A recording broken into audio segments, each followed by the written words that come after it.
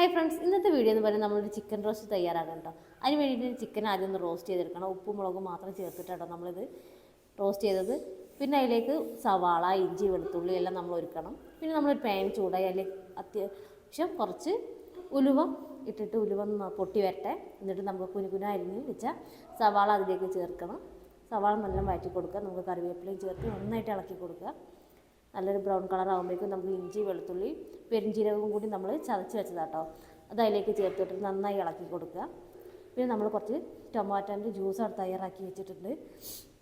പിന്നെ നമുക്ക് ഇതിലേക്ക് മസാലപ്പൊടികളൊക്കെ ആഡ് ചെയ്യാം. മഞ്ഞൾ, മുളക്, മല്ലിപ്പൊടി എന്നിവയിട്ടാണ് നമ്മൾ ചേർത്തത്. എന്നിട്ട് അതിലേക്ക് നമ്മൾ കുറച്ച് ടൊമാറ്റോൻ്റെ ജ്യൂസും കൂടി ആഡ് ചെയ്തിട്ട് നന്നായി ഇളക്കി കൊടുക്കുക.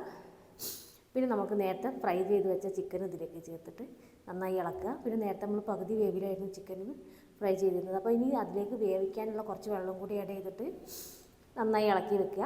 പിന്നെ ലാസ്റ്റിലാണ് നമ്മൾ ഉപ്പ് ചേർക്കുന്നത്. ചിക്കൻ ഫ്രൈ ചെയ്തപ്പോൾ നമ്മൾ ഉപ്പ് ചേർത്തതാണ്, അപ്പോൾ അത് ശ്രദ്ധിച്ചിട്ട് വേണം അതിലേക്ക് ഉപ്പ് ചേർക്കാൻ. പിന്നെ കുറച്ച് ഗരം മസാലയും കുറച്ച് കുരുമുളക് പൊടിയും കൂടി ചേർത്തിട്ട് നന്നായിട്ട് ഇളക്കി വെക്കുക.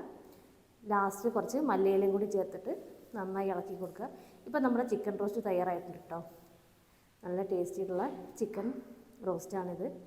എല്ലാവരും ഒന്ന് ട്രൈ ചെയ്ത് നോക്കണം.